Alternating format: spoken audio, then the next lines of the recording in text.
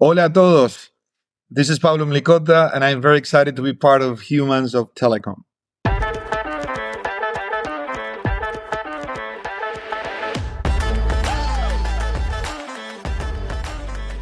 Hey everyone, a very warm welcome to Humans of Telecom, the Unplugged podcast. This is your host Anurag Aggarwal, Chief Growth Officer at Globe Teleservices. As you all know, this podcast takes you behind the scenes of the fast-paced world of telecom and showcases the diversity and the human side of some of the most well-known individuals within this industry. Well, speaking about diversity, when I tried researching about our guest today, it actually left me quite pleasantly surprised. To start with, he has so many accomplishments within the telecom space and has worked with some of the most leading brands, including Nokia, CenturyLink, Cineverse, and now the extremely well-known brand E&, formerly known as Etisalat Group. But beyond all these brands, this gentleman is also an avid biker, martial artist, and the chair of International Business at San Andres University in Argentina and the chair of International Business and Negotiation Skills at the DeVry University's Miami campus. Gosh, I am so spellbound that I'll shut up at this point and let him take over. So, please join me in welcoming Pablo Mlikota, Senior Vice President, International Mobility at E&. Pablo, welcome to the show. Thank you so much for agreeing to be a part of this journey. We'd love to hear more about you, which part of the world do you belong to, and from where are you joining this podcast today? Hi, Anurag. Thank you so much for having me as part of this great initiative. So, looking forward to spending the next 45 minutes with you on this. And I think you can tell from the intro that I've been all over the place. I'm actually joining from Dubai. Very unique and interesting place. I was born and raised in Argentina, so that's my hometown is, and from Croatian and Italian background. So both parents are first generation of Argentinians, but my roots are definitely in both countries, Croatia and Italy. And I spent the last 26 years of my life, personal and career life, in the U.S. in different places, from Dayton, Ohio, New Jersey, and the last part of it in Miami, which is a very unique place as well. But I also lived in Beijing, supporting the international business for Cineverse down there, and Europe. So Dubai is actually my third international deployment, and very excited about it. Gosh, Pablo, seriously, I mean, you're literally what they would say a poster boy of being a global citizen. You've been all over the place, and while ethnically you might have more of a mix of Europe, Italy, and Croatia in you, at the same time you come with a very strong Spanish flavor as well. So, we'd love to hear more about this Argentinian boy. How was the journey like growing up? How have all these various places and diverse experiences impacted you personally and professionally? And how did you wind up in telecoms? And how did you reach all the way to where you are today in E&? It's a great question. The background in Argentina, I was born in a very small town outside of, I will say, 600 kilometers from Buenos Aires, which is the main capital city. Very small town. And then my father, he's 87 years old. Both parents are alive and doing well. He moved around the country. We got 11 different moves in Argentina because he worked for a multinational company dedicated to milling flour and doing wheat processing and pretty much in the agribusiness. So we have to move around a lot. So I think that's probably the the setup for my search for new grounds and really enjoy meeting people from all over the place. It was a very young age that I started doing that, getting used to new school systems, new people, new friends, and making those new friends every year as we were moving. So I guess that gives you the background to really go international without any hesitation, right? So from there, I ended up in the main city, study engineering. I graduated in electronic engineering, And right away after I got my, actually 2 years before graduating, I started working for Alcatel, which is the French communication company. We're deploying systems, fiber optic systems in the country.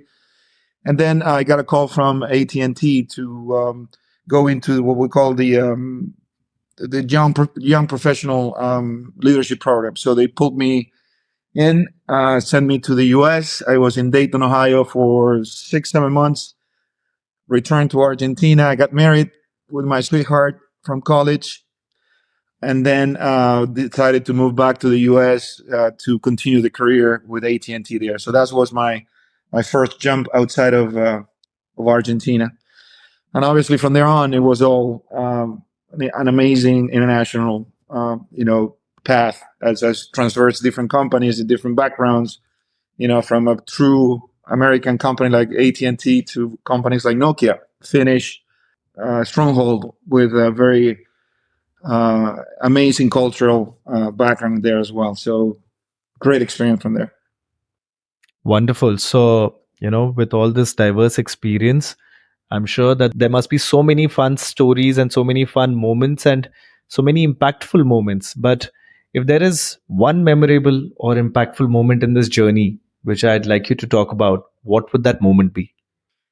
Um, there's different. It's difficult to put a true moment because every time you move and then experience, new a new place, you do it with your family, and you do it sometimes alone, sometimes you do it with the right people with you behind you. So I think we went through life. We got a special medical situation with my wife that forced us to come back to Argentina as well when we were 8 years in the U.S. And that was a shocking moment because we have to really make a decision based on family first and not the work. So you have to put everything aside, and then decided to make a significant move back. And then when we decided to eventually, take over that particular situation and deal with it. And we were successful as a family doing that. Then we decided to come back to the U.S. and then continue the journey with my kids going to college and then graduating and then building their own families. Right. So it's I think in general it's a journey. You go through a lot of different things in that journey, but I will say that was my most critical decision point in my life, where we have to put family first and then make a decision that will include everyone there and affect everyone as well. But we were very strong as a family, and we pulled this through. Wonderful. And I think that's the best part when the family is aligned and can all look at ways in which they can act as a source of strength to each other. Then I think these decisions become that much easier to take. And I can so see that happening in your case. Amazing. Absolutely. All right. So now we move to the human side of Pablo and learn a lot more about him. So, first and foremost, Pablo, I already mentioned in my introduction some of the things that maybe that is something you talk about or something else. But while we've heard of Pablo, the telecom guy, but if there is something shocking or unknown for all of us in the industry to know about you, what would that something be? On a personal note, Yep. I will say I'm. It's hard to talk about yourself when you're going into the process, but one thing that I really liked through my life was sport. I was very into every sport that I executed. I really went all the way. I play goalkeeper for the league in Argentina as well. I was fourth division, getting to be ready to be pro, and then talking to people and everyone else, decided to pursue the engineering route. But it was always deep in my heart to play professionally that sport. As you know, every Argentinian is crazy about playing football. But that was one. But then I pivoted into martial arts big time. I built my own practice. I got 55 students, six black belts. And through that career, I got the chance to really work with people and, families, and getting really to know the human side of sports.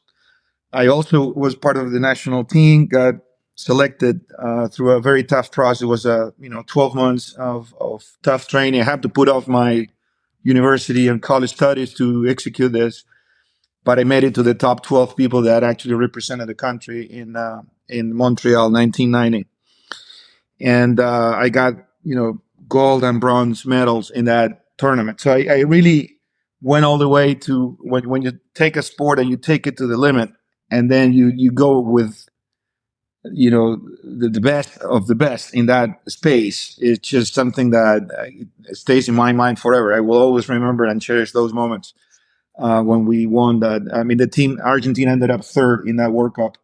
It was taekwondo, by the way. And then we made it in 1992.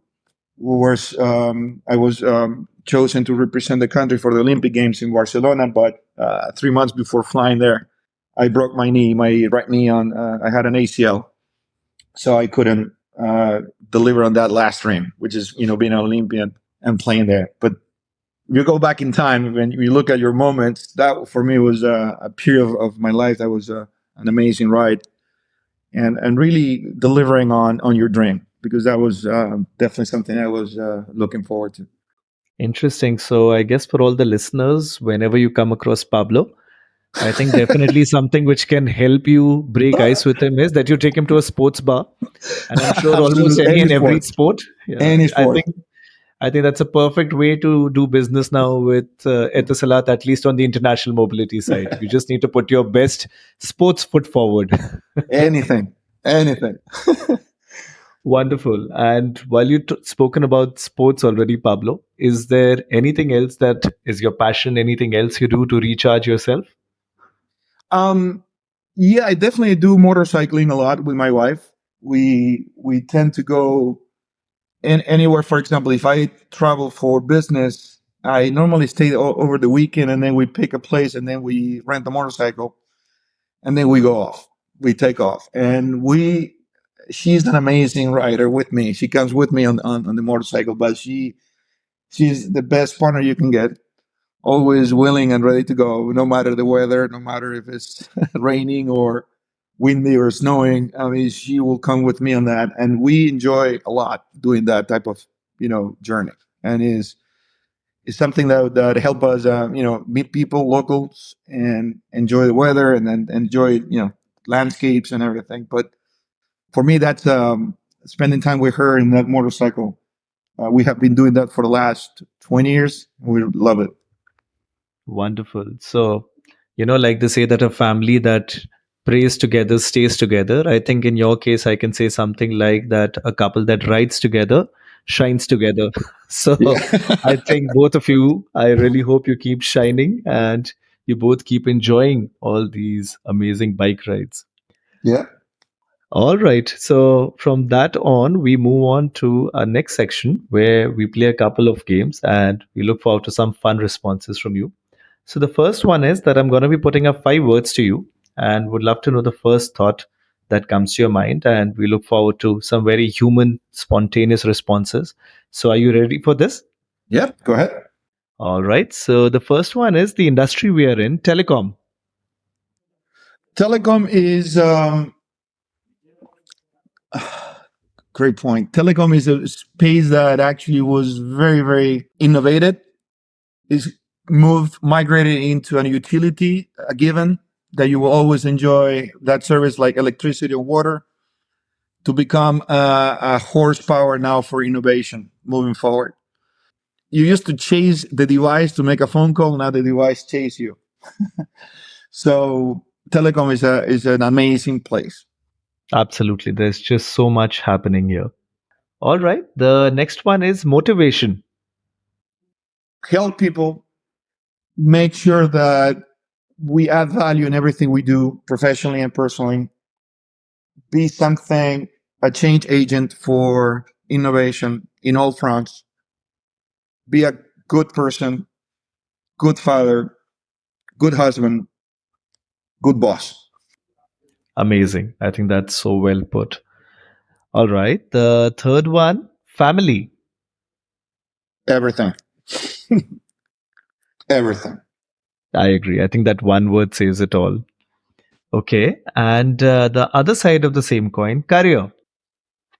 Career is the responsibility, is a place where dreams can happen. You're an enabler of new business models, connectivity. You bring people together. You bring business closer to customers. You bring communities closer to each other.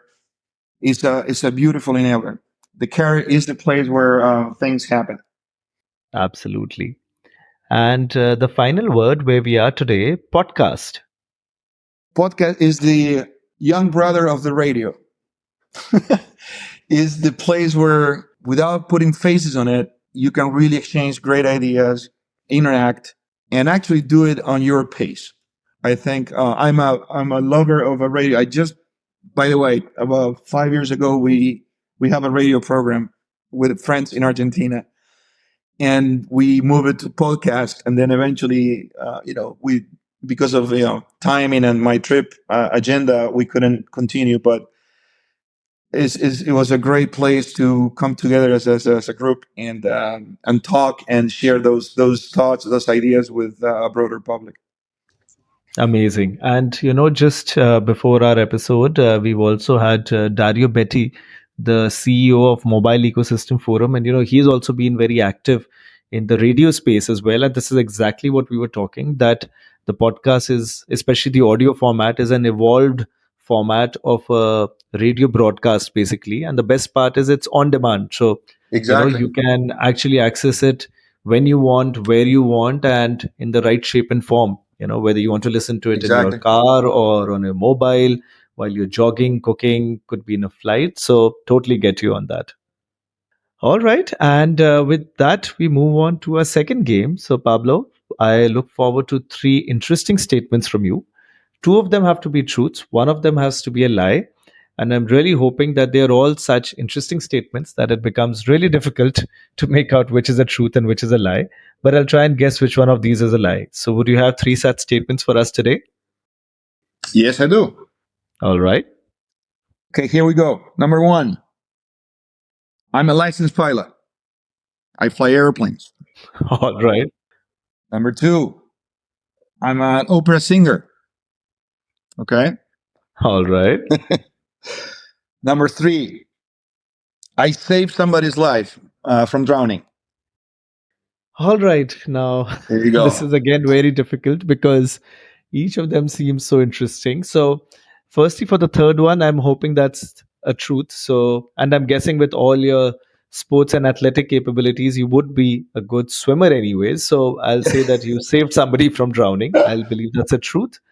I would also believe that your daredevil capabilities might be leading to you being a pilot as well. So I'm going to say that possibly you're not an opera singer, though I'd love to hope that's the truth as well. You don't But think I have a great voice? well, I was trying to be tactful out there, No, I know, but I know, I know. I can see but that. I think opera singer is not just about having a great voice. So for all you know, that you could be an opera singer, and I'm not saying you don't have a great voice, but given the format of the question, I'll have to choose one of the three. So the least probable one amongst all three of them would be the opera singing. So am I right out here? You are right, absolutely right. And I cannot sing nothing. So you're right, absolutely. But the fact is that you have at least run a radio show. So let's put it this way: that you have been associated to the arts industry in that Oh yeah, form. But let's hear more about this. So you fly planes as well. Gosh, is there something you don't do? yeah. I did my training back in 2013. Flew. It's single engine. We call BFR, visual flying rules. Right. It's not that I can fly to any in any weather, any condition. It's very determined visual conditions to fly. And there's a certain capability of the airplane. It's certain horsepower. You can fly one single engine.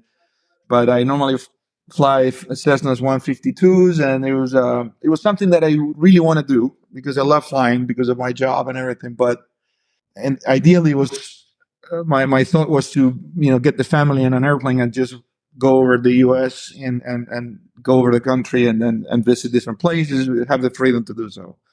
But I obviously, because of the workload and the commitments, it was hard to keep that license going. So probably the last time I flew was back in 2015, 16. But yeah, it is a passion of mine. Hopefully, when I retire, I will go back. Interesting. All right. And one final question in this section. So, outside of so many things that you're doing, I don't know whether you get time to read books or watch movies. And if you do you have any which is a favorite that you can share with us? Definitely because you fly a lot, you get to see movies. My favorite genre is more on science fiction, but I do love movies like Shawshank Redemption. I think it's a great movie. It's one of my top movies there. But I can also flip into anything that is Christopher Nolan as a director, like Inception, those type of mind-boggling movies that will make you think from day one. Memento, as I said before, Inception, right? Those are the type of movie that I love. Not into more Hollywood type of blockbusters. I just don't like those. Books, I really enjoy reading more on leadership, like military type of Sun Tzu or any military type of books. It's more into addressing the whole situation on military deployments and how you can correlate that to eventually challenges in your real life, right? You learn from those mistakes. I'm a history buff in general, so I like to go through that process. Everything in First, Second World War, and any war in general, I read that through, very very seriously. So I don't have a specific author, but I pick books from recommendation from friends and in that specific area. Interesting. So I think there's a lot to watch and read out there. And another question, Pablo, I noticed so much around education that you've been very active. Yep. So how has that come about? What is that part of your story like? It is more. If you go back to when we started, I think we're here in this life to share what we learn, and I think that's the best legacy you can or gift you can give for to your kids, to your friends, and eventually as you go out, everything that I learned in this personal and professional life is worth sharing with people that are coming up in this professional ladder, and then climbing and making decisions that could be critical moving forward. So when I took over the international negotiation and international business in San Andres back in Argentina, it's an MBA course. It's one of the core subjects, but my approach to teaching was different. It was more practical, and making sure that they understand both the personal and the business side of the decision they will make as leaders. Even though the core of the course was around launching an international company, which in Argentina is a challenge given the internal situation in the country. But as part of that learning, I brought people from the outside who were BCs and actually lending money to this type of businesses, and exposed them early on, when they were 22 years old, whatever, into the process of securing funding and then making decisions on behalf of that, and then their personal experience by launching a company or doing that.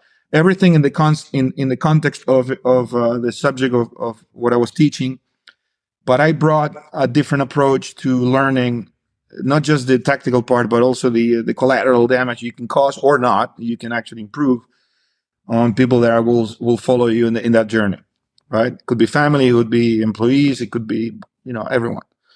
So I was very successful. I like the way that the whole subject developed. I taught for 6 years down there, and then I taught in the U.S. Different setups. But I think that's what is teaching for me, and I'm planning to retire teaching as well. I think I will probably continue. It keeps you really awake. The kids are amazing. They challenge you every single day. Plus, with computers open, everything you say, they Google it. So you have to be extremely accurate when you give use cases and you talk about specific situations. Everything is they check it. and you have to be on your toes. You got to learn. You got to be on top of everything. So that will keep yourself really moving forward. Interesting, Pablo. So, yet another side of you unveiled. Wonderful. All right. And with that, Pablo, we now come to our final section, our sign off section. So, two quick questions here. So, firstly, as you said, that you keep traveling all around the world. So, if anybody wants to meet Pablo and discuss about which is the near sports bar where he or she can take you, which are some of the upcoming events where you'll be attending, and where can one meet Pablo? Definitely, if you come to Dubai, I'm spending probably 50% of my time here. Then the other 50 is traveling. I got 3 places where you can find me most of the time. Will be in the U.S., in Miami, in Buenos Aires, or Dubai. So everyone that is open to have a good discussion with a game in the background. I don't care what game is that. Could be any sport, but I'll be more than happy to join you. Wonderful. And final question, signature question. What does being human mean to you? What sort of a human being would you want the world to remember you as? Oh wow, great question. I will I will probably put it in 4 pillars. One is honest, truthful. The second one is interesting person that you can exchange thoughts and very open to new ideas and take them to grow personally. Respectful of relationships and really respect everyone, no matter where they come, what they do, because they have a lot to contribute to your life. And then leave a legacy behind with everyone that I touched or touched me, in the sense of sharing experience and making sure you make people around you better. It's all about that. If you do that, everyone do their own share of this. The world will be a better place for sure. Amazing. I think, Pablo, such amazing thoughts. And I can see that you're so successfully and with so much determination following your path onto achieving these 4 pillars. So amazing. Hats off to you. And thank you so much, Pablo. You took out time and you gave our listeners a chance to understand so much more about you. So thanks a lot. And I do hope that I also get a chance to maybe catch up with you in some sports bar in the coming few months Absolutely. and have a better chat about all the wonderful things you're doing. Anurag, it's been a pleasure. Thank you for having me, and excellent show, by the way. I listened to the other podcast. Congratulations, and keep it up. This is a great initiative. Thank you. Thank you so much, Pablo. And thank you once again for being a part of this journey. And to all our wonderful listeners here, thanks a lot for tuning into the show. We hope this episode gave you a good glimpse of the human side of Pablo Mlikota, someone who is a truly multinational person with a multifaceted personality, a martial artist, a pilot, and oh god, an Olympic level sports player. Someone who is a biker who, with his better half, is following his passion all around the world and beyond the corporate world, becoming an educator and leaving such a wonderful legacy behind for all of us to follow. That for us is Pablo Mlikota. So, if you enjoyed today's episode, do stay tuned in because we shall soon be releasing yet another episode and another compelling story from the telecom space. And do follow the podcast on your preferred streaming channel. On behalf of Humans of Telecom, this is your host Anurag Aggarwal signing off for now. Take care.